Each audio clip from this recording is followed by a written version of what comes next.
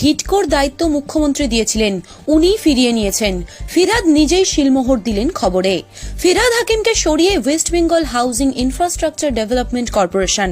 হিটকোর দায়িত্ব যে মুখ্যমন্ত্রী মমতা বন্দ্যোপাধ্যায় নিতে পারেন, বৃহস্পতিবারেই সবচেয়ে আগে সেই খবর দিয়েছিল আনন্দবাজার অনলাইন। শুক্রবার সেই খবরে শিলমোহর দিলেন স্বয়ং ফিরহাদি। তিনি জানিয়ে দিয়েছেন, এ বিষয়ে কোনো গুঞ্জন নেই, এটা মন্ত্রিসভার সিদ্ধান্ত। হিটকোর চেয়ারম্যান পদ থেকে ফিরহাদের অপসারণ নিয়ে প্রশাসন এবং শাসক দলের অন্দরে আলোচনা শুরু হয়েছে। সেই প্রসঙ্গে মন্ত্রী বলেন, এটা মুখ্যমন্ত্রীর সিদ্ধান্ত, আমাকে দায়িত্ব দিয়েছিলেন, এখন উনি নিয়ে নিয়েছেন, এর মধ্যে কোনো গুঞ্জন নেই, এটা ক্যাবিনেটের ডিসিশন, উনি কোনো কারণেই নিশ্চয়ই নিয়েছেন। সাম্প্রতিক নানা ঘটনার প্রেক্ষাপটে অনেকেই হিটকোর চেয়ারম্যান পদ থেকে তার অপসারণকে ক্ষমতা খর্ব হিসাবে ব্যাখ্যা করেছেন।